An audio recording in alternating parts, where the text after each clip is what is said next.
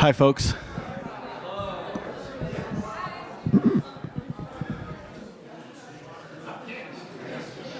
How's everybody tonight? Can you hear me in the back? Not really. All right.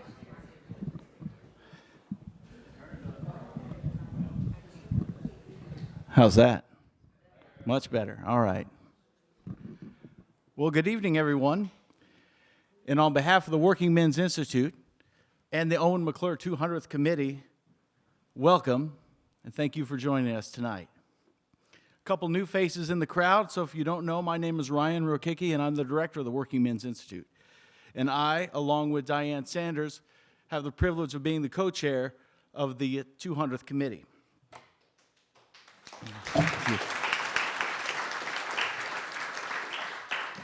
The Owen-Maclure 200 Committee is a group of community members, educators, historians, local leaders who have all come together to mark the 200th anniversary of this extraordinary utopian experiment that took place here in 1825 to 1827.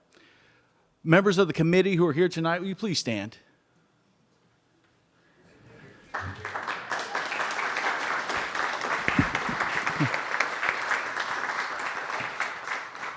200 years ago, Robert Owen and William McClure launched one of the most ambitious social experiments in American history. Their bold and idealistic vision sought to reshape society through community, education reform, scientific inquiry, and above all, social equality. Radical thought, huh? Now, whether that was a success or a failure or something in between, that experiment continues to inspire and influence American thought today. From now until the middle of 2027, we are commemorating this bicentennial with lectures, discussions, performances, and a conference. Other programs as well. We're going to explore this remarkable moment, its aspirations, its internal conflicts, and its lasting legacy. Tonight's program is a wonderful example of that mission. We are especially pleased to welcome Rod Clark, who will guide us into the transatlantic world that shaped Robert Owen. Robert Owen had many experiences and many dealings with people that shaped his worldview before coming to New Harmony. Through images captured in Newtown, Wales, New Lanark, Rod blends travel photography with historical insight to explore people, places, and ideas behind Owen's community of equality. Now, Rod has prepared a short bio he wanted me to read. It's only 2 pages.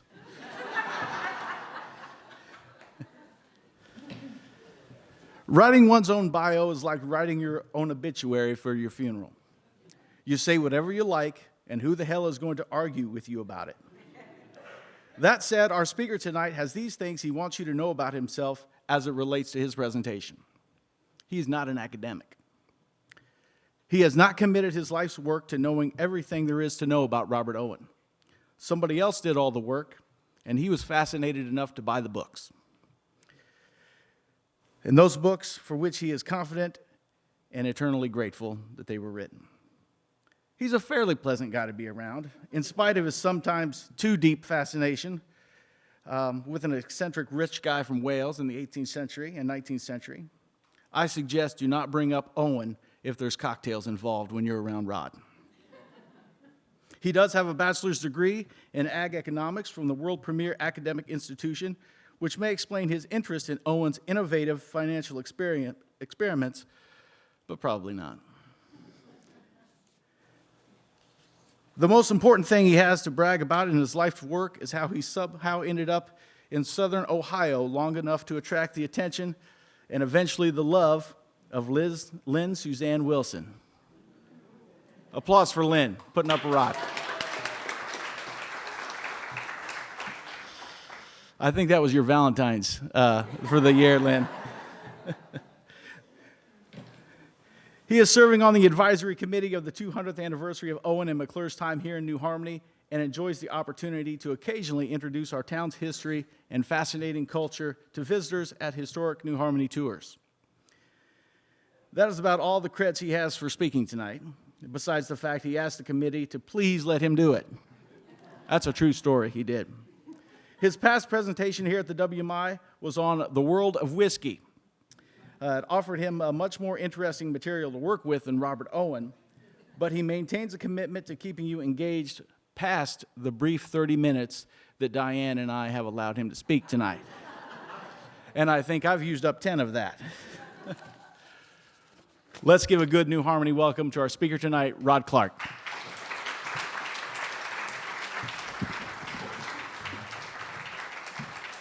Thank you, Ryan, and thank you all for being here. It's amazing. I think Robert Owen outdrew people interested in whiskey. We had fun that night. I'll try to keep this entertaining, and hopefully we'll have a little fun tonight learning a little something about Robert Owen. My research for this presentation comes from a lot of places, but as my bio said, look, I'm not a scholar of Robert Owen, but I've read a lot of books. I find him an incredibly interesting person. Most of the material for this presentation comes from a book by Ian Donacci called Robert Owen of Lanark, New Lanark and New Harmony. This is a really great book. I've got several others over here on the piano if you'd like to take a look at them. There have been tons and tons of books written about Robert Owen, and most of my material comes from this book, although I've gathered a few other things. Lynn and I have kind of fallen in love with Scotland through the years, so we've made several trips to Scotland. We have been to New Lanark. Our last trip, we went to the Cotswolds in England, and then while we were that close, we cut up to Wales because I wanted to go see Newtown. So part of my motivation for this presentation was, before we start our big celebration of this 200th anniversary, the local people might like to see some pictures from all of the places that we hear about all the time and learn a little bit about our hero here in New Harmony.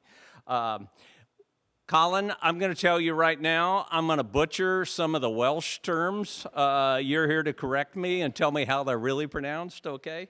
But let me kind of set it up by talking about New Harmony has three great heroes that we celebrate here all the time.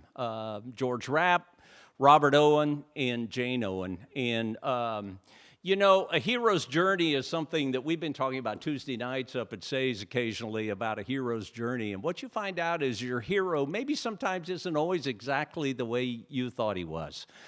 So we're going to delve into Robert Owen tonight, and we're going to talk about our hero's journey, how his mind was formed, and what I would really like to really take us up to the time that he got here. For me to spend 30 minutes, and it will go more than 30 minutes, I'm sure, but to talk about a man's life in a short, you're just leaving out a lot of stuff. And so what I really thought I would concentrate on tonight is really focusing on Robert Owen when he was in Europe. Who were the people that shaped his mind? And when he got here, what was this guy about and why did he come here? What was his intent? What was he, and how did that all get formed in his mind and everything? I'll try my best to explain exactly why he came here, what he was hoping to accomplish, and most importantly, how he came to form all of his ideas that were part of his mission when he came here. In doing so, I hope we all learn a little bit more about our hero. And as people who live here and meet tourists and people in the street, when we tell our story a little bit about our hero, we'll know a little more about him, and we'll all benefit from that. Okay, so Robert Owen is from Wales, in case you don't know it. Here's a map right off of Google Maps. Here's London, here's England, and Wales is this little bitty dotted line here, and Wales is off the west coast of the main island. Newtown sits about right here. That gives you an idea of what part of Wales Robert Owen originally came from. Robert Owen's father was also called Robert Owen. He was born just north of Newtown. Actually, at this spot right here is a little town called Welshpool. That's where his father hailed from. His family, Robert Owen's father's family, was fairly well off. They were farmers. They became proprietors of what was called the White Lion Inn, and they also had ownership of an adjacent malt house. So they were not poor. They were not rich. Kind of what we'd probably call middle-class people today. Robert Sr. was he was one of the youngest sons in the family, so therefore any wealth accumulation that the family had was not going to be passed on to him.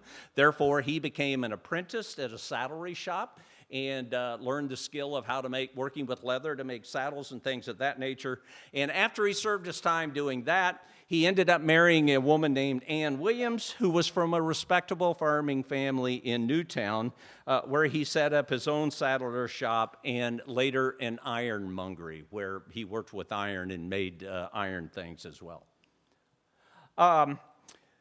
Newtown existed as a medieval town near Dalforwin. Am I close? Dalforwin Castle, which was built in 1277. Lynn and I ran onto this by chance, and we visited, but Newtown's existence lies to the fact that the nearby castle was here, and therefore market towns grew up around the castle. It's an incredible place. It's typical of what you see in Wales and Ireland and Scotland, where there's these ruins of castles all over the place. And I find the ruins incredibly fascinating. But this was the nearby castle near Newtown. It's about probably 5 or 6 miles away. It was established in the late 13th century under the influence of the Prince of Wales, who was appointed by King Henry III of England.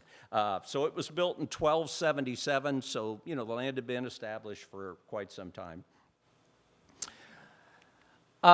This is Newtown itself. Newtown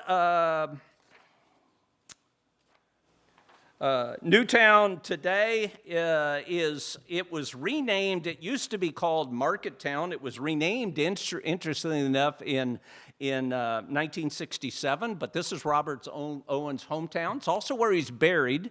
We're not going to talk. We have pictures and stuff of his burial site, which are really fascinating, but we're probably not going to get to that tonight because we just don't have time to get all the way through his life. Traditionally, it was a textile and flannel town where they made cloth and everything. It was the first town in Wales that had a steam engine. So it's kind of famous as being an old textile town and everything. Frankly, there are a lot of very picturesque towns in Wales and Scotland. Yeah, Newtown's, it's okay. It's a fascinating place to visit because of our ties there and everything. But as you can tell, it looks just kind of like a little market town. Robert Owen was born on May 14th, 1771. In the upper room of his father's shop. If we go back, if you look at this street and you go the other way, on the right-hand side is where he was born. So it's just up the street a couple of blocks from here. This is what it looked like. This was his father's saddlery shop, and this is the building, a picture of the building where our Robert Owen was born.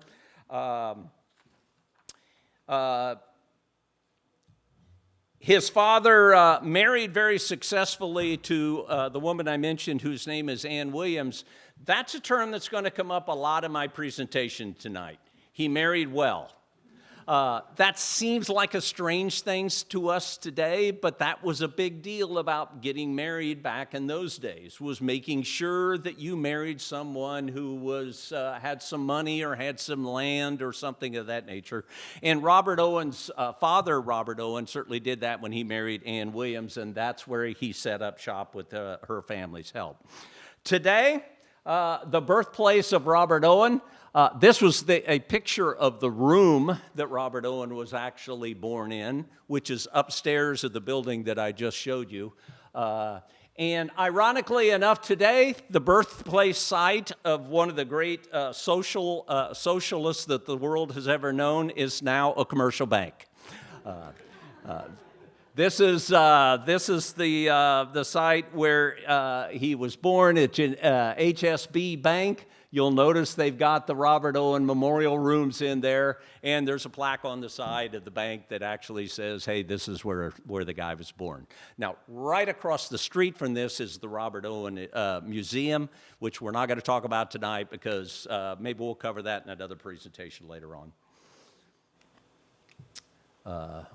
And then there's a tacky sign hanging on it as well. You know, it's Robert Owen Community Banking Center for one of the world's first communists or socialists. It's kind of ironic today. Just up the street from that, there's a little park that's dedicated to Robert Owen. This is a statue, one of the more famous statues of Robert Owen. And it's a pretty little park there, and I'll let you look at that while I tell you a little bit about his childhood. His formal education would have started around 4 or 5 years old. By 8, the local schoolmaster was so impressed by Robert Owen that he recommended him to become the assistant and usher in the school, whereby he began to teach some of the other younger children. So he obviously was a very bright kid. He was an avid reader. He loved to read. He did undergo a religious phase whenever he was young. Most of the historians will say that that's not so much out of belief, but really because he was the kind of guy that always wanted to do the right thing.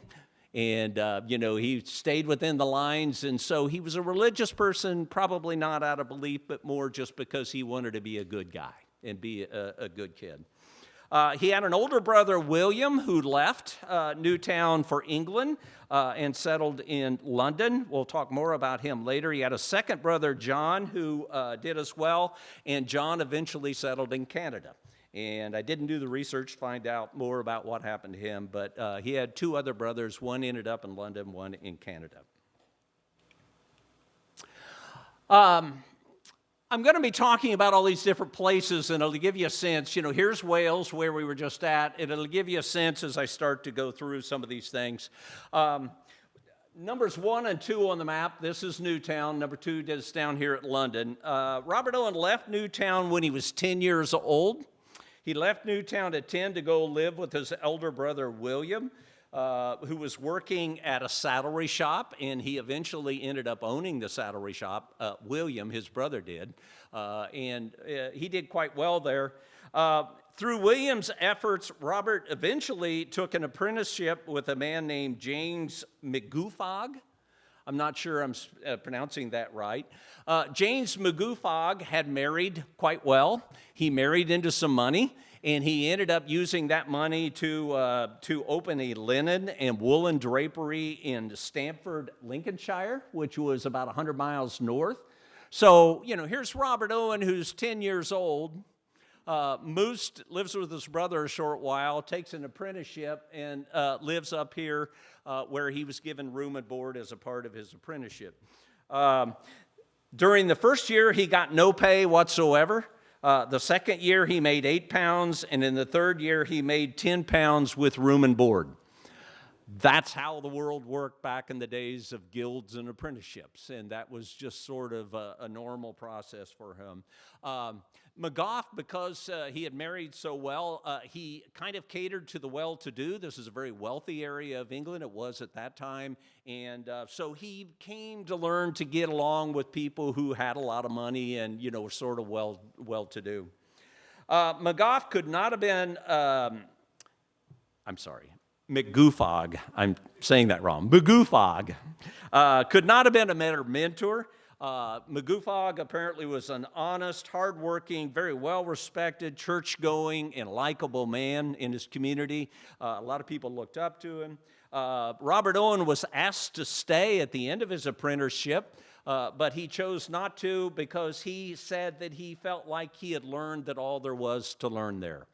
So he left, went back to, he went back to London and ended up, McGoofog got him a job, made some calls, and got him a job with a company called Flint and Palmer, which was a haberdashery.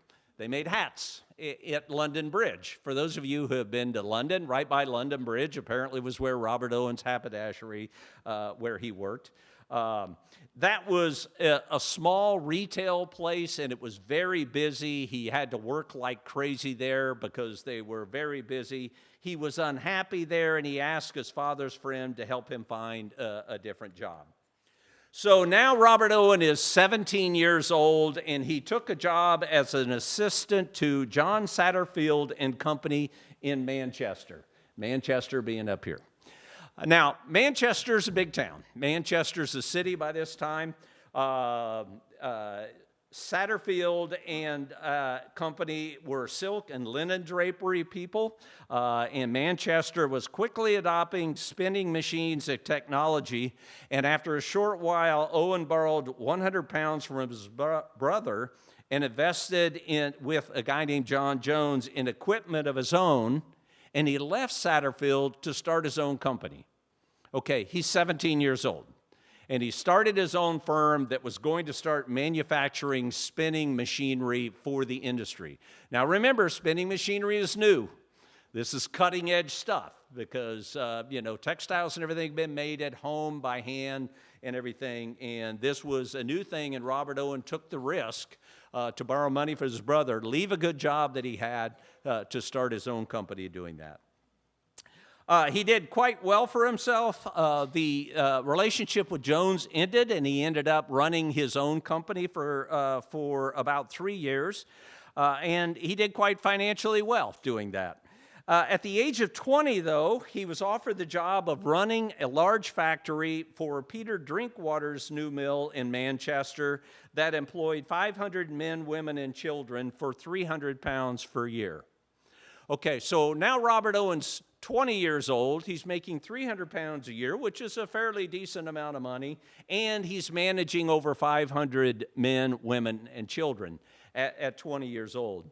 He learned a lot from Drinkwater. Apparently, Drinkwater was a little bit different than most of the other manufacturers. He cared a great deal about his employees, and one of the more innovative things that he did was he installed appropriate lighting, and he provided toilets to his employees. Okay? Robert Owen's learning from all of these people, right? And he finds that, and he was extraordinarily young to be in such a position that he was. But Drinkwater was quite successful, and he introduced him to the Manchester Society elites. After a promised partnership was taken away when someone else married Drinkwater's daughter, Robert Owen left in protest at age 22. So he was there 22 years. He was looking to marry well and was looking to marry Drinkwater's daughter, and whenever that fell apart, he got mad and left. When he left, he formed a partnership with another firm, but they ended up turning him down, and he ended up forming a partnership with two guys named Scarth and Molson. Important part here is Scarth was a Quaker, okay, and that's going to be important in Robert Owen's story for the rest of his life. He was influenced very much by Quakers, and that started from his first relationship with Scarth.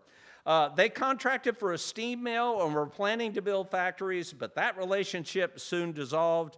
And then finally, a very large and well-capitalized firm named Chorlton Twist Company began a highly successful enterprise with Robert Owen as their manager. Okay, so that's his time in Manchester, okay? You can see how he's becoming more and more respected. He's meeting more and more business people, and he gets introduced to a lot of the elites in Manchester society. Now, let me take a break from Robert Owen for just a second and share with you something that I always share whenever I do my tours. This is a period in time where the world was having a discussion about how the world should be organized. Now, that sounds like a really big statement to make, but it really was. And to consider that question, you have to think about, well, okay, how had the world been organized? Okay. From an economic standpoint, the world was transitioning. This is the time of the Industrial Revolution. And it's hard not to place enough importance on what the Industrial Revolution did to mankind. Prior to that, it was all agriculturally based. Everybody lived in the country. It was all about growing enough food to live another year. And with the Industrial Revolution, all of a sudden you have people moving to the cities to begin to work in the factories. All of a sudden we started to see the results of that, slums and things of that, a lot of economic history is built on. And that's what's happening during this period, okay? Secondly, how had the world been organized from a religious standpoint? Well, you had the Pope. And then below the Pope, you had the archbishops, and then the bishops, and then the priests, and then down here's all the people. Looked like a pyramid, right? How had the world been organized from a political standpoint? Not just in Great Britain, but really all around the world. It was all about monarchies, right? You had a king and a queen. The king and the queen were at the top. The king and the queen were almost considered the sovereign of God. They were God's spokespeople on earth, sort of like the Pope was. And then below them, you had the viscounts and the barons and the lords of the manor, and then down here's everybody else, the serfs. Okay? So very much like a pyramid. Well, in 1776, we had a revolution in this country about all of that. All of that. If you come to our July 4th celebration and we read the Declaration of Independence, what does it say? I don't care what you say about King George. The man's a scoundrel. He's a bum. He's taxing us to death. We said, off with it. We're not putting up with that anymore. So that happened here in America. And that resulted in a conversation around the world about, well, okay, if not the way it's always been, then how should the world be organized? That brings me back to Robert Owen, because in Manchester society, and it was all over Great Britain, and I assume other places around the world too. And I love this part of history because this is when people got together just to talk.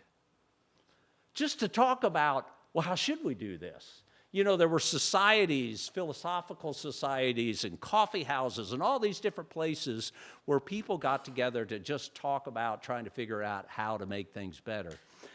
That happened very much in Manchester.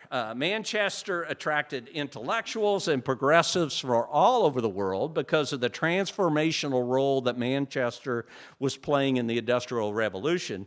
And all of those people got together and had discussions. Owen became very much involved with the Manchester Literary and Philosophical Society. It's here that he met intellectual elites such as Percival, Dalton, Barnes, and a whole bunch of others. Enlightenment thinking and discussions on philosophical, literary, scientific, and humanitarian issues were happening all over the place. And members were expected to offer papers on subjects. Owen delivered his first paper were remarks on improvements in the cotton trade. So he stuck with what he knew, and he wrote a paper on how he felt like cotton trade and manufacturing should work. He wrote a paper on the utility of learning, and he wrote a paper called The Origin of Opinions with a View to the Improvement of Social Virtues. So you can see Robert Owen's really starting to get into it. He's really starting to share his opinions about how he thought the world should work. He was particularly interested in the influence of the environment on shaping people's characters. And it was at Manchester, in all of these philosophical societies and things, where his skepticism of religion started to develop. Now, let me address that real quick because Robert Owen is accused of being an atheist. Robert Owen was not an atheist. Robert Owen was a deist. Robert Owen believed that there was a God creator and that God created the world and then set things in motion and then left it all up to us.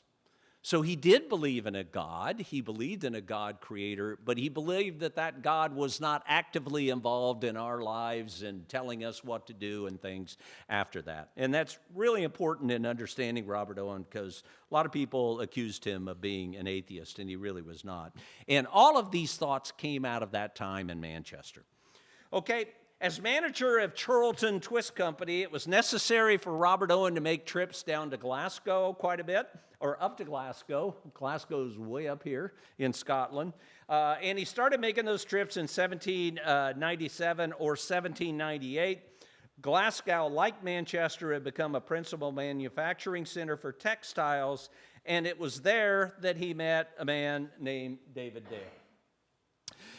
Now, if we look at Robert Owen and want to take a look at the people who had a great deal of influence on him, without question, David Dale was one of them. David Dale eventually became his father-in-law, so there's a sneak peek, but it's necessary to let me tell you just a little bit about David Dale. David Dale, let me save that for a second. He met David Dale, who had married Anne Caroline, which would have been our Robert Owen's mother. David Dale had married Anne Caroline, and on walks, he started taking walks around Glasgow, and that's where he ran into and actually met Anne Caroline. Okay? It's confusing here because David Dale's wife's name was Anne Caroline and Robert Owen's wife was named Anne Caroline. Okay? So bear with me. We'll get through it. He mentioned, and Anne Caroline, his eventual wife, said to him, "Wow, you're in the textile business. You should go see my father's textile mill that he owns in New Lanark." So he contacted David Dale. He did that, and he ended up falling in love with it, and he saw that as the perfect place that he wanted to talk Charlton Twist Company into buying.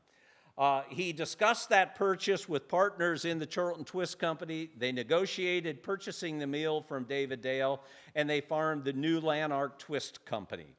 Owen's share of that company was originally 1/9 of the 60,000 pound purchase price. So when they first formed the company that they bought from David Dale, they ended up, Robert Owen owned 1/9 of it. Now, David Dale, he was a textile merchant, a manufacturer, a dyer, a bank director. He was a wealthy and prominent citizen of Glasgow. He had married well to Anne Caroline Campbell, and of the Campbell clan from Jura, which is one of the islands up off the north coast of up in the Hebrides. Now, I found that interesting when I was doing that because our Jane Owen, her mother's family were Campbells, and I thought, oh my gosh, surely not. They didn't marry themselves, their cousins or anything here, did they? Turns out that it was a different Campbell clan. But the David Dale married Anne Caroline Campbell. Dale lived in style in a house on Charlotte Street in Glasgow, and he also owned a country house south of Glasgow that was called Rosebank. Okay, a few of you are nodding your heads now. Rosebank is a familiar name around our town. One section of the inn is called Rosebank. If you check into the inn, they'll say, you're staying in Rosebank tonight, room whatever. And that was because it was Robert Owen's father-in-law's country estate. Richard Owen also built the log cabin that is north of the trail, the log cabin that's deserted now. That was Richard Owen's home, and who was Robert Owen's brother, and he called that Rosebank. So we've got a lot of connections to Rosebank because it was David Dale's country estate. So they must have had fond memories of visiting there and stuff, Robert Owen must have. Okay, after they bought it, they bought New Lanark. They bought, and these are pictures of New Lanark. I don't know if you can see them or not. These are pictures of New Lanark. I'm going to show these to you. For those of you who are interested, Historic New Harmony, and you can do your plug on this later, Diane. They're organizing a trip to go, and one of the places you will go to is here in New Lanark. It's a beautiful setting. The town of Old Lanark actually sets up here on the bluff, And it's a decent-sized market town, but you go down into this valley, and when you go down into the valley, you end up, this is where the factory was at, where Robert Owen, David Dale's textile factory that Robert Owen's company bought. It's a beautiful place. It's secluded. You go down a trail to get there because you have to go down a big hill. As Lynn and I were walking down, we ran across an old cemetery there on the walk down. So it's just a beautiful setting, and it's on the banks of the Clyde River.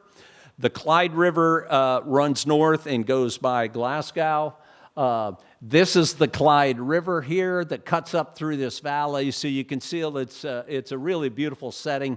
This would have been where they were capturing it for power in the past. And the river goes over here, but then they cut a channel here to drive the wheels for the turbines and everything for the factory. There's the water diversion coming in. These hard to see here in this picture, but I stuck this one in just so you can see it. You often hear New Lanark talked about on the falls of the Clyde. There are waterfalls there. They're incredibly beautiful. We did not get any closer than that, but apparently this had been like a tourist destination because everybody wanted to go see the falls of the Clyde, and that's where David Dale built his factory. Okay. Ownership of the Charlton Twist Company changed rapidly. Eventually, Owen became one of only two partners in the business by 1798.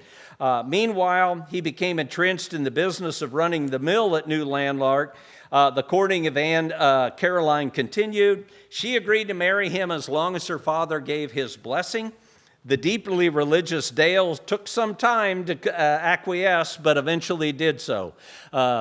David Dale was a real Presbyterian. He was a devout, rather fundamental Presbyterian, and he just was not getting good vibes from Robert Owen, and he had a hard time letting his daughter marry him, but eventually he gave his permission.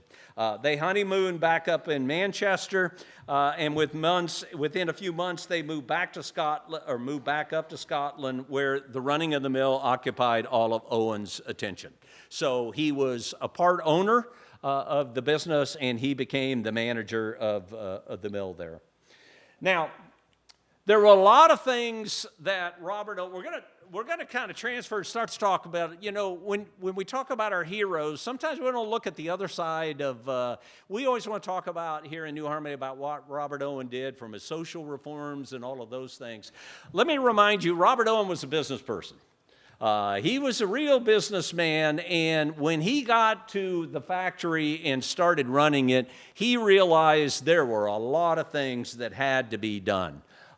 These are some of the business, and maybe I call them HR innovations. One of the very first things that he did is he implemented control of the employees by developing a system whereby the supervisors evaluated the behavior of all of the employees via a silent monitor. This is a silent monitor. If the supervisor thought you had done a real good job that day, the next day you wore this around your neck. If it was white, that meant you did a really good job. If it was okay job, it was yellow, and then it just kept turning. If it was black, that meant that you had messed up, okay? So this was one of the great HR innovations that Robert Owen came up with.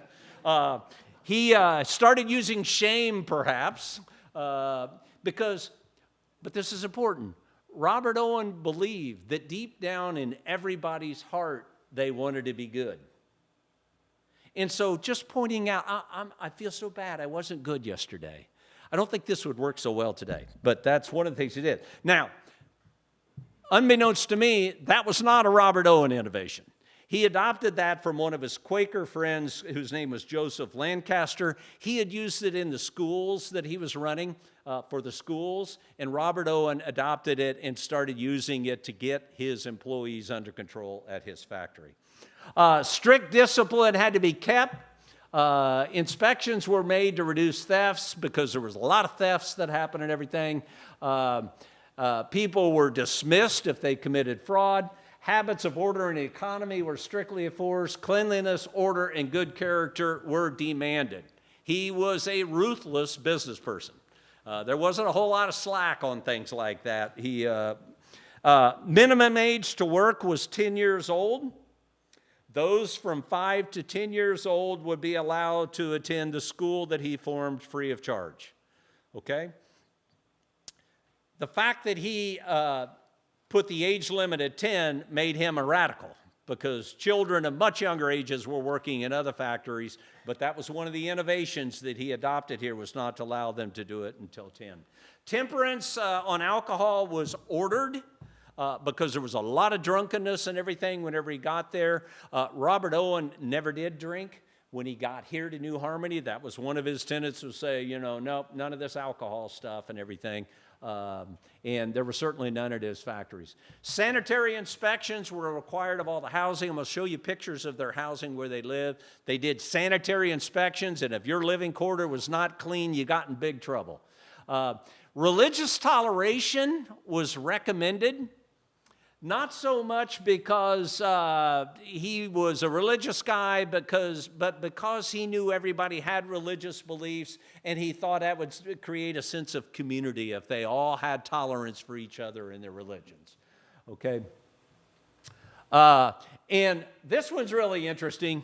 Evening patrols were conducted by military police.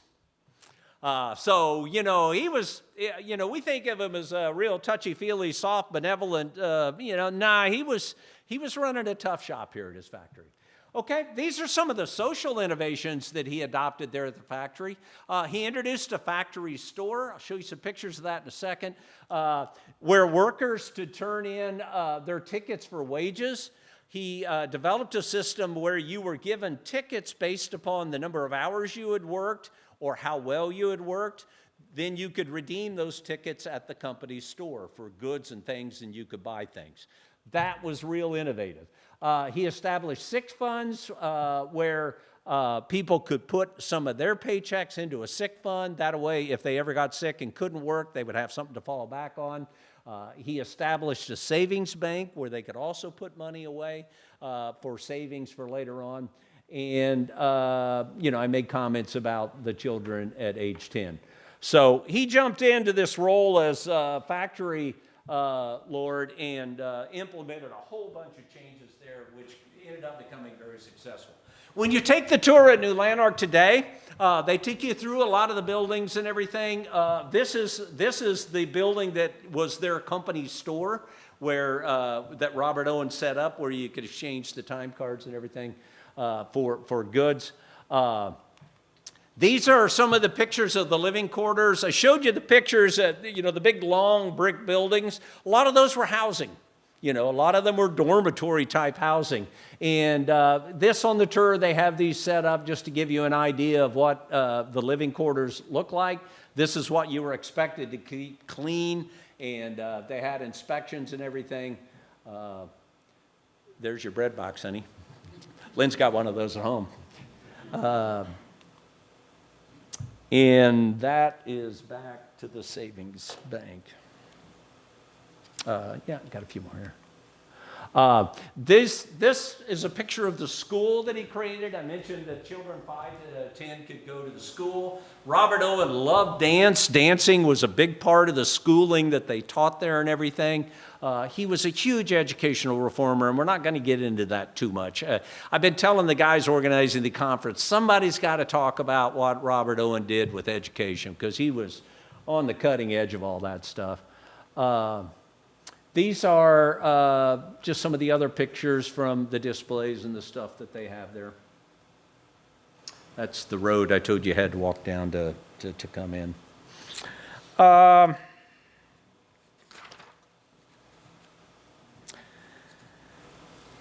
While Robert Owen was doing all these innovations, he remained a junior partner in the new Lanark Twist headquarters in Manchester. He made regular trips back up to Manchester. He became increasingly involved in his ailing father-in-law's business interests, and he became deeply involved in Glasgow business circles and other organizations. This is as good a time as any to talk a little bit about his family.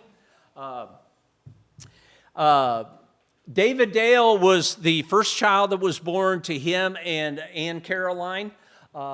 She had a lot of kids. David Dale was the first one. He died at birth. The second son was Robert Dale, who was named after Robert Owen's father and himself. William, who was named after his brother. And then came David Dale, another one that they named David Dale. Richard, both David Dale and Richard, of course, have long histories here in New Harmony. Anne Caroline, named after her mother. Jane Dale, who also came here to New Harmony. And the last and the youngest child was Mary. David Dale passed away in 1806.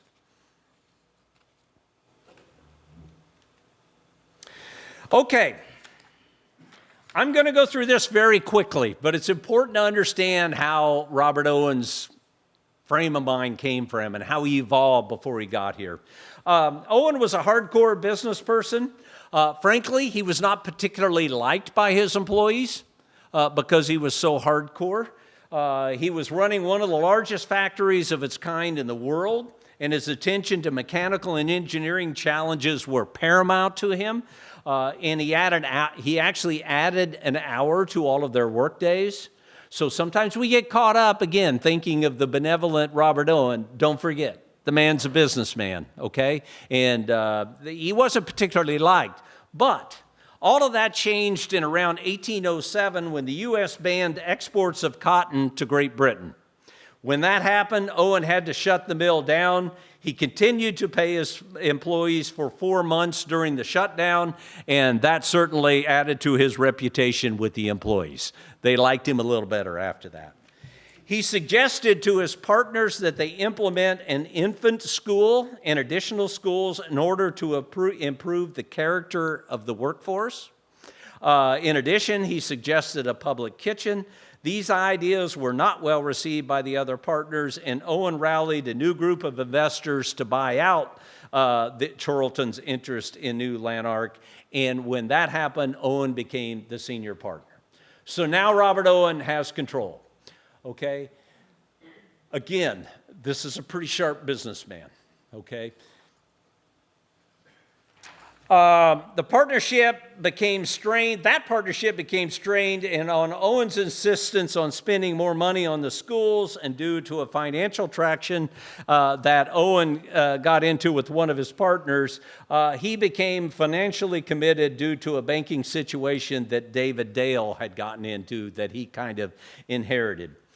In 1812, Robert Owen entered into a secret deal with his undermanager, unbeknownst to the other partners. That really made the other partners mad. This ultimately led to Owen being fired as the manager, which is interesting because he was the senior owner, but they fired him as the manager. 6 months later, the New Lanark Twist Company was put up for sale. Owen secretly recruited new investors, and he holed them up in a hotel room during the negotiation without the old partner's knowledge, making it look like he was the sole bidder. Owen as the new partners purchased the business, and profits from the interim, profits from the sale of the business, and his access to David Dale's trust at this point made Robert Owen a very wealthy person. But he was a ruthless business person, as you could tell. And he ended up getting control of the factory through some shenanigans where he wasn't being perhaps completely honest. Okay? Like all of our heroes, nobody's perfect, are they? You know, there's always a side of everyone where you go, well, yeah, but, and that was certainly the case with Robert Owen. Now that he was essentially in control, there was no doubt that his reforms were focused on character building and education with his employees. With that success became more wealth and influence, and his attention then started to turn to a lot other societal changes besides just education and business. He provided funding to Lancaster, the Quaker educational guy that I talked about earlier, who came up with the silent monitor. New Lanark had always been a tourist destination because it was such a beautiful setting. Now it was becoming internationally famous because of Robert Owen's wealth and because it was the largest factory in the world. It was an amazing place, and everybody started to come to see it. Around 1810, Robert Owen had corresponded with London about establishing a national system of education based on Lancaster's system. He proposed a bill for the formation of character among the poor and working classes, but Parliament was so tied up dealing with the Neapolitan Wars that it really didn't get any traction, and they didn't end up doing anything with it. But he started campaigning with London for societal changes on things. In 1812, he traveled to London. He left his wife. The book that I told you I got a lot of this from said that his wife was left in such destitute position that she had to borrow money while he was gone, because he just packed up and left to London because he wanted to get on with some of his societal things he was doing. While he was in London, he met the acquaintance of a guy named William Godwin. Godwin was a philosopher and author of a book called An Inquiry Concerning Political Justice, in which he advocated for Enlightenment ideals that would transform society. He and Owen met twice a week, and there's no question about it that Godwin's readings had a great deal to do with the shaping a lot of Owen's beliefs. Owen ended up writing his first book. It was called A New View of Society. Got a copy. I know there's a copy in here, and you can really read where Robert Owen was going with a lot of his beliefs. I'll let you read the quote there because it kind of talks about, okay, where his mind is at now. Any general character, from the best to the worst, from the most ignorant to the most enlightened, may be given to by any community, even to the world at large, by the application of proper means, which means are the control of those that have influence on the affairs of men. So what he's saying is look, you're crafted by what you are taught. And he believed that people's character and everything could be crafted if we teach them the right things. Okay, his views were that centralized planning and education held the key to the formation of character, and that suitably molded characters would produce a peaceful and harmonious working class. The excesses of industrialization in the factory system must be corrected, otherwise general disorder will ensue. Happiness cannot be equated with profits. Now Robert Owen is saying, hey, maybe this industrial revolution thing has not been such a good thing. Because all of a sudden we got people that are living in slums who can't think right. We need to centralize all of this and tell people what they're supposed to think and how they're supposed to act and start to mold their character. It wasn't so much... It was during this period that Great Britain did have a lot of problems. There was an ongoing Neapolitan Wars, the Industrial Revolution, Enlightenment ideas had changed the status quo. The church all of a sudden wasn't the authority that it used to be. John Quincy Adams was our country's ambassador to England during that time, and he wrote a note to his father, Quincy Adams, that said, speaking about the English, they will feed as many as they can by subscription, let the rest starve, and keep soldiers to shoot down the rest. That's what England was like at that time. And this is the things that Robert Owen is starting to very much concern himself with. It wasn't so much as philosophical, educational, or society ideals that attracted the most attention, though. It was his ideals about factory conditions and his parliamentary attempt to change them. He wrote observations of the effects of the manufacturing system that was distributed to every member of Parliament. He advocated a bill that said no child under 10 could be employed. That was not passed by Congress. They did, though, however, pass one that compromised, that restricted things to a certain age. Meanwhile, two major issues were affecting the country economically. The war had ended, which created a demand for goods. Secondly, the machines of the Industrial Revolution were severely affecting unemployment. And the country said, we've got a problem. We've got to figure out what to do with the poor. And Robert Owen became very involved with Parliament set up an association for the relief and manufacturing of the laboring poor.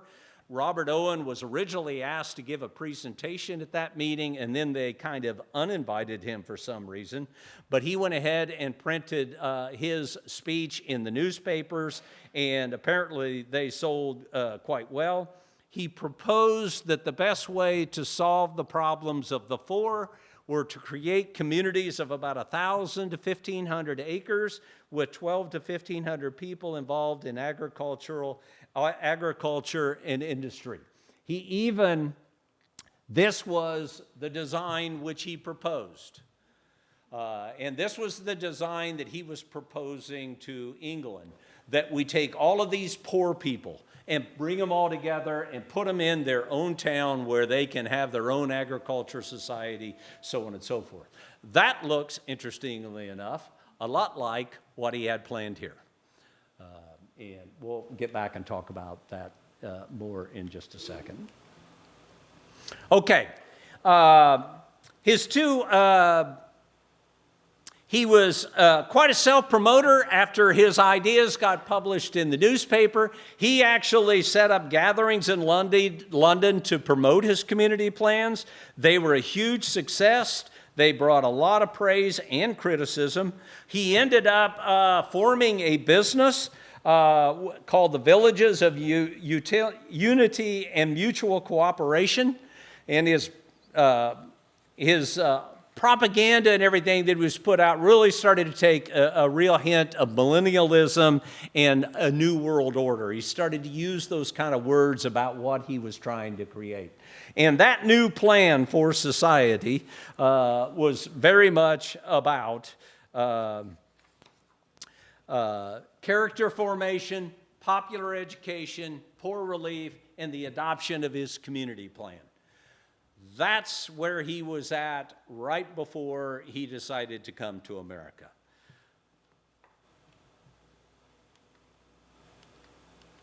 Okay, which brings us to the question of why he came to America. If things are going so well for Robert Owen and he's becoming so popular and he's making so much money, why did he come to America? And this will kind of conclude my presentation. We're going to get him here, and then we'll save what happened whenever he got here for later. When he got here, there were several things that started to happen. First of all, by 1824, his minority partner started feeling uneasy about his anti-religious statements. In addition, Owen refused to let the Quaker authorities inspect his school. The Bible was not a central plank in the school, and they had a real problem with that. They did not like his secular education. Parliamentary support of his reforms had gotten voted down. Typhoid struck his mills, bringing questions about the sanitary conditions that were there. Several employees started to leave for the first time to go work at other mills, and the popular tide of opinion for Robert Owen had started to turn. It's important to note that he had received visitors from America for a very long time. After all, the cotton that he was using in his factory was coming from America. And so, you know, Americans had been making trips to New Lanark for a long time, and more than one American had told Owen about the reforms that were possible in America, because America was new. Anything goes. You can try anything here. So he had these visits from Americans. Meanwhile, things are starting to turn for him a little bit. And most important of the visitors that came to see him from America was William McClure. Now, William McClure is the other half of our dynamic duo that we're celebrating them coming here to America, and we're going to have a presentation. I'm sorry, I'm looking right at you, Greg. Your name? Brown, I'm sorry, I couldn't come up with it. Greg Brown is a professor at USI. He's going to be doing our next presentation about William McClure, and he'll tell you all about William McClure. McClure had been visiting New Lanarks in July of 1824. McClure had made his fortunes as a Scottish merchant, and because he had made so much money, he was able to pursue his other interests of geology and social reforms. McClure would have undoubtedly have discussed Owen's reforms to him when he visited him there. He would have told him about what was going on in America, and there's a great deal of evidence that they had talked about what the Harmonists had been doing here. Owen had corresponded with Rapp prior to this. He had written George Rapp here at New Harmony, wanted to know all about his society here, and there's no particular, we don't have any particulars of whether or not Rapp wrote him back, but we know that Owen had generated a lot of interest in he probably knew that George Flowers was on his way. When the Harmonists left here, they contracted with George Flowers from Albion to go to Europe and sell their town. And Owen probably knew that Flowers was coming and was prepared for him. Okay, so finally, since relations with his partners and his own popularity may have been waning, he had seen it as an opportunity for a fresh start and leave his new Lanark operations to Robert Dale to run.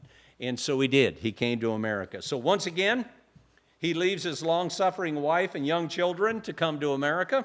On the trip, Owen shared, and this is another important influence on him. He shared, on his trip to America, he shared a copy of William Thompson's recently published book called Inquiry into the Principles of the Distribution of Wealth most conductive to human happiness. They liked long titles back then. Owen had met Thompson in 1822. He had had a great deal of influence on Owen's writings. Thompson advocated for equality between men and women. He railed against the sexual double standards between men and women. He promoted workers' rights commensurate to their labor, and he advocated for cooperative economies. He promoted birth control, divorce by mutual consent, and last but most popularly, free love. Okay? This was a radical, and Robert, at the time. Now, everything until I got to the free love doesn't sound too radical to us today, right? But Thompson was very much a radical, and Owen was buying into just about everything that he said. And he shared Thompson's book with the other passengers on the boat on their way over. When they arrived in New York City, he was introduced to the New York intellectual and wealthy elite.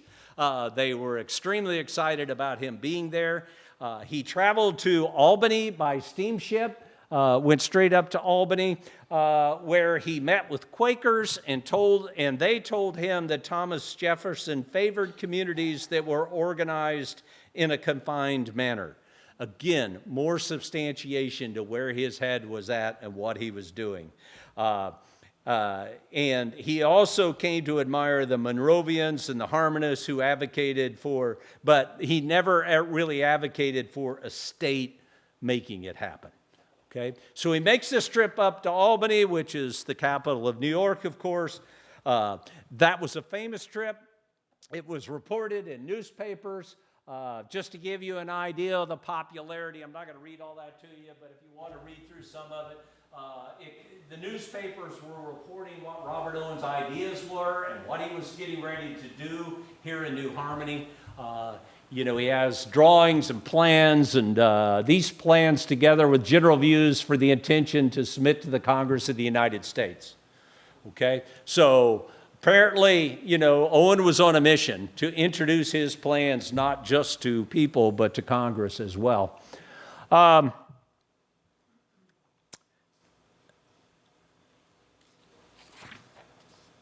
In November, they traveled to Philadelphia, where Owen was shocked to find a city as large as Manchester and Glasgow with intellectual elites in it. He couldn't believe that America had intellectual people involved with it. Additionally, Philadelphia, of course, was Quaker, so he liked that idea.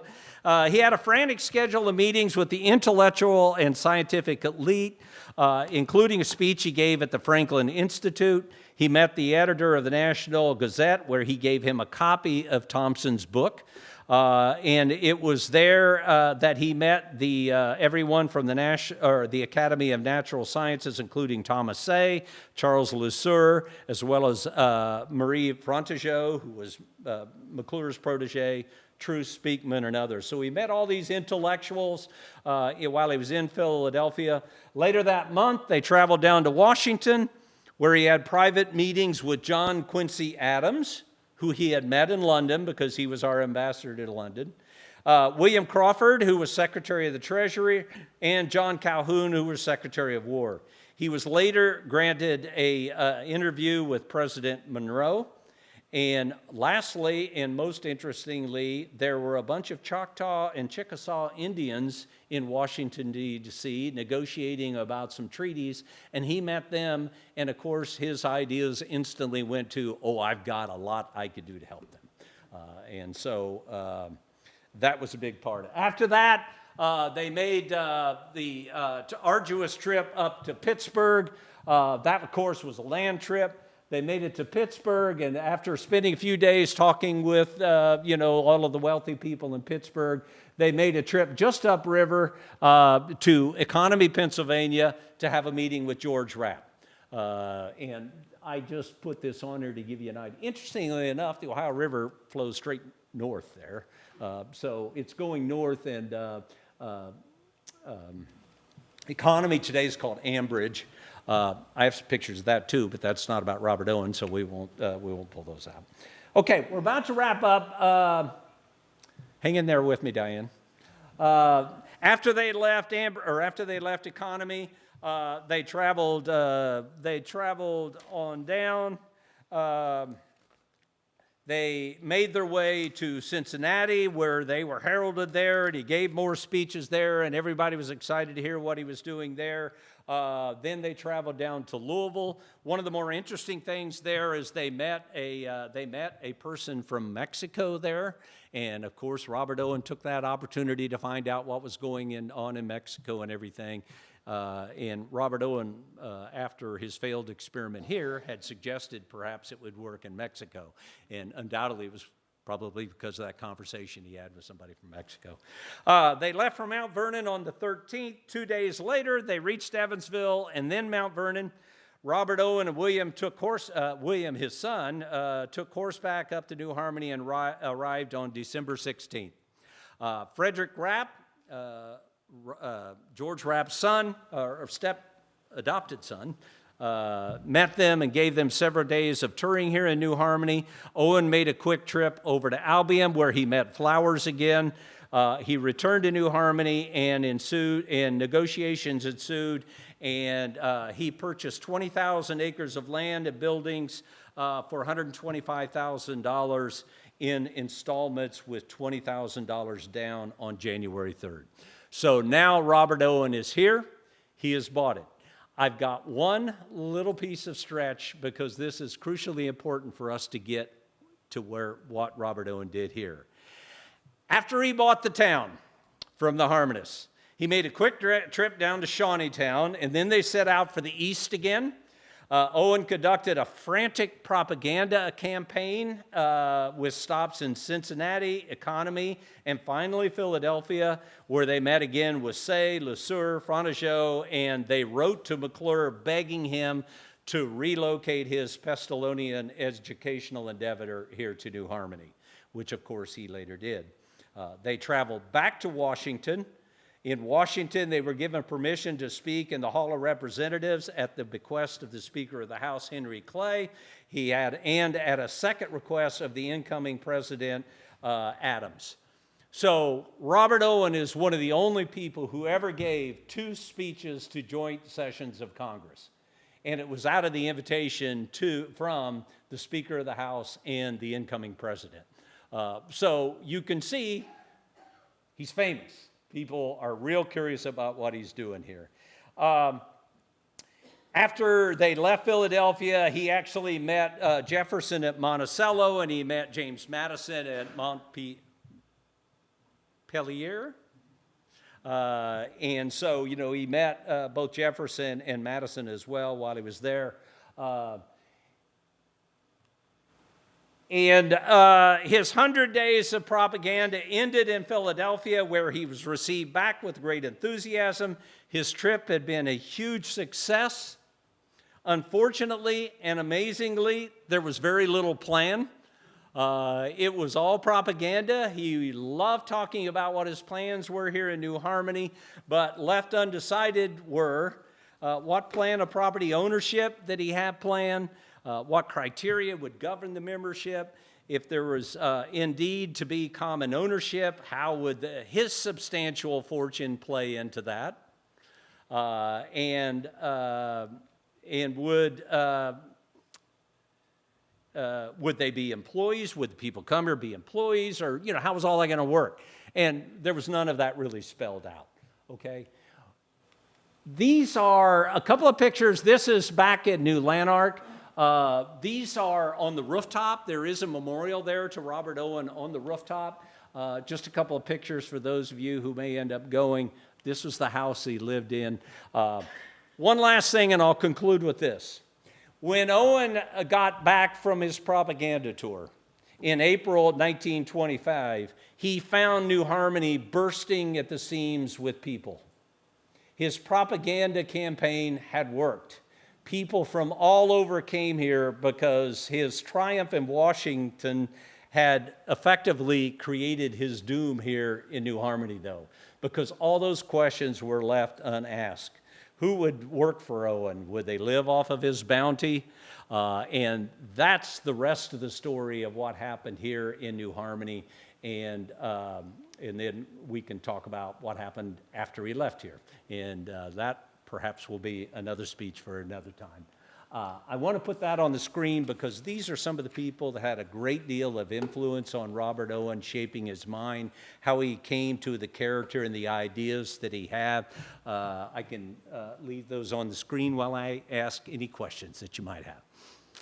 I know that was a lot, but trust me, I cut half of it out.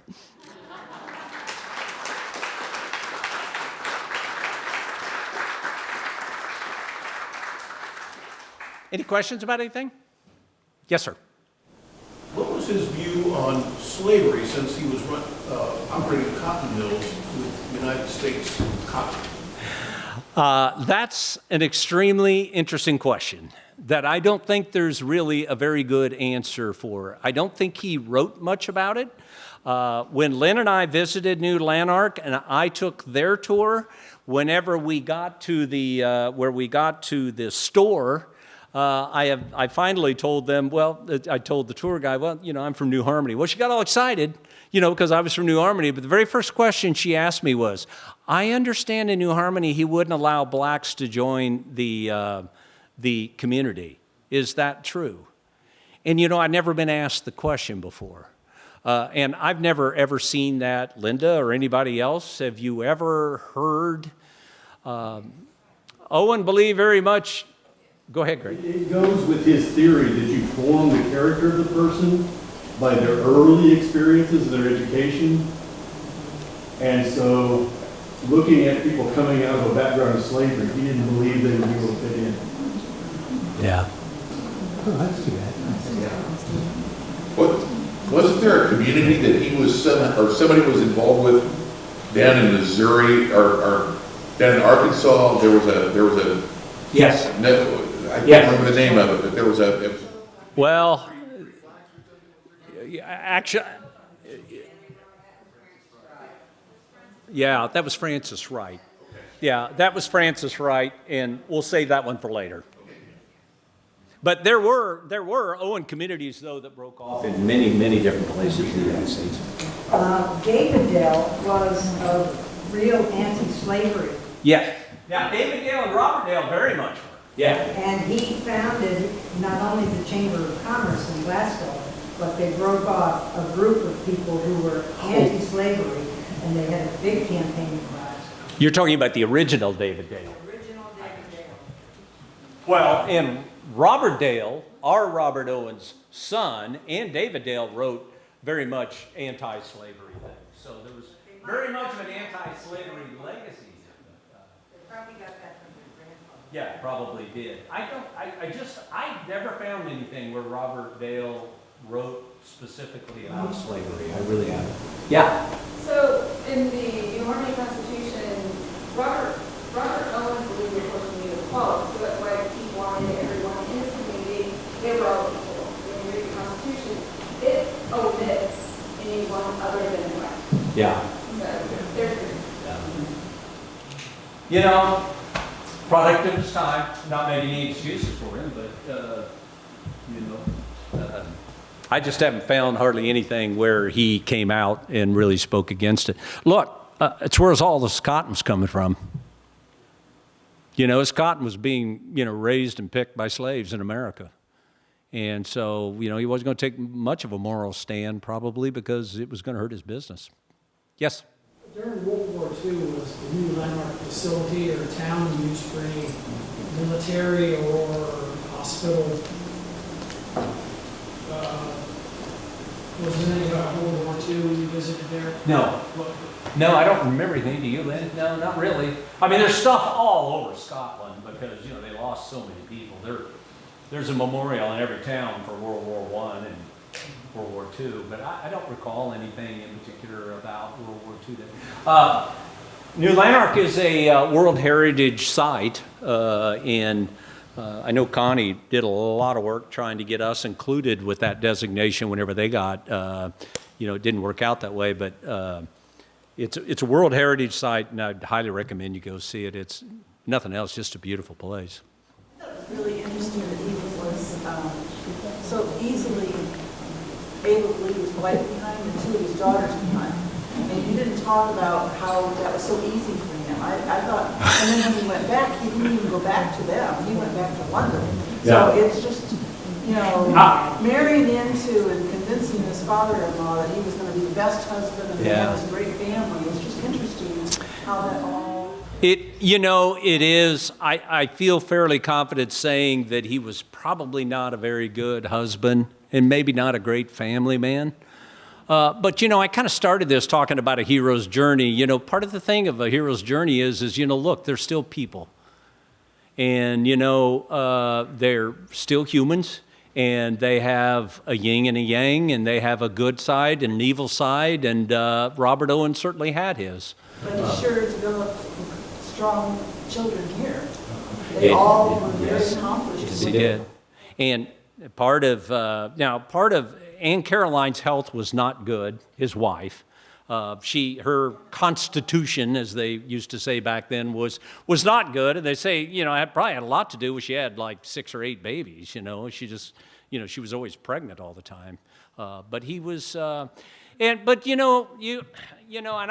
not making any excuses for him, but I'll say this. Look, some of the great changers in world history, they get so obsessed about what they're trying to do that, the other sides of their life kind of fall off. I mean, and again, that's no excuse. I certainly don't plan to live my life that way, but for people who are the real changers in the world, sometimes they get so obsessed about what they're doing that they're not real good at other things. And, his family and everything, I think, it seems obvious to me, that he wasn't a very good husband. But I always like finding ways of making myself look good, so. Yeah.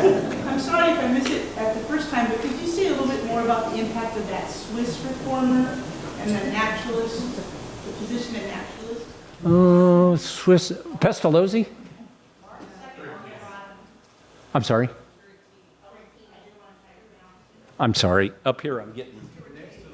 Next to last. Oh, yeah, I'm sorry. I kind of skipped over that part because I was trying to hurry up, Diane. I really was trying. I skipped some parts. I don't know too much about him other than what I read in that book. He was, let me think a second. He was a naturalist. He was an educator. Tell you what, you come up afterwards and we'll look him up real quick. He came and spent quite a bit of time with Robert Owen in New Lanark and convinced him to make a great European tour, and he did. This was another time he left his wife. I cut this part out. But he made a trip to Europe where by that guy asking him to go. And one of the things that happened, which was fairly significant there was a meeting of all of Europe's monarchs at the time, which, stop, think about it. Okay, this would be like the G7 summit or something. All the monarchs were having a meeting in Germany, and Robert Owen gave a speech to that group. And they loved his ideas, and they loved what he was talking about, but his plank got shoved aside because they were working on anti-slavery ideas. You know, they were beginning to say maybe this slavery thing is not such a good thing, and they were starting to talk about that. So Robert Owen's ideas got pushed aside, but I mean, he went there, and that's the guy that got him introduced on the continent to all those people. Robert Owen was a very famous man. He really was. Any other questions or comments? Ben? It didn't when we were there. There is one in Lanark, but when we were there, and I assume it still is, it became a cooperative town. And when I say, you know, and that's the rest of Robert Owen's story, is he became very involved in the cooperative and union movement after he left here. That's another lecture.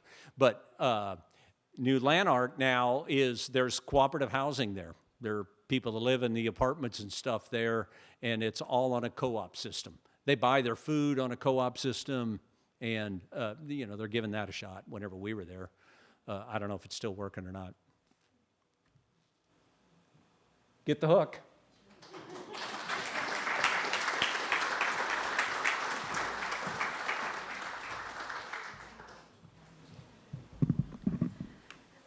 I just want to thank Rod for doing that today, and it sounds like we'll have him back for an encore presentation to hear the rest of the story. Just real briefly, I wanted to thank my fellow committee members for helping make this possible. This has been about a year's work of progress, so it's just really lovely to have all of you here to join us for this. We also have lots of partner organizations that have been helping with the Owen-Maclure 200th, including the Center for Communal Studies at USI, the New Harmony State Historic Site, New Harmony Working Men's Institute Library and Museum, One New Harmony, the Town of New Harmony, USI and Historic New Harmony, and Visit Posey County. So really just appreciate all of the organizations coming together and celebrating this wonderful moment in time. And I also want to thank Lilly Endowment Incorporated for providing the funding to support this lecture and all the other Owen-Maclure 200th events. And finally, all of you, again, thank you for coming out tonight. This has been a great turnout and really thrilling to see after a year of really hard work. A couple of housekeeping things. We have a sign-up sheet in the back if you want to sign up for our mailing list. So we'll keep you informed of all the lectures, events, and other things coming up. There's also a save the date card for the next lecture. Speaking of which, Wednesday, March 18th at 6:30 p.m. here at the WMI, Dr. Greg Brown will be presenting William McClure, Patron and Patriot. Unfortunately, we had to cancel our January lecture, which was going to be our inaugural lecture. We're working on getting that scheduled for April. In May, we have Bill Bartelt. He'll be presenting about Robert Dale Owen and Abraham Lincoln. And in June, for the Firefly Festival, we'll be having Randy Patrick present on Thomas Say. So that's where we're at so far. We've got some other lectures in the works, but we really have a wonderful program lined up for you in the next 18 months. I did want to briefly mention we are going to be having our Independence Day celebration. We'll do our traditional Independence Day celebration at 10 a.m. at Murphy Auditorium. That will be featuring Ryan Rokicki as the keynote speaker and Karen Moser delivering the Declaration of Independence.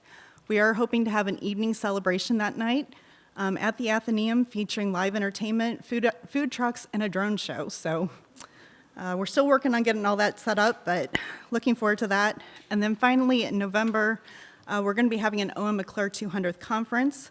The theme is Innovative Communities Past, Present, and Future. We are currently seeking proposals, and information about the call for proposals is in the back. We are looking for community participation, so I hope you'll consider doing that. And also, if you're interested in getting involved with the committee, just let me or Ryan know. And thank you so much, and have a very nice evening.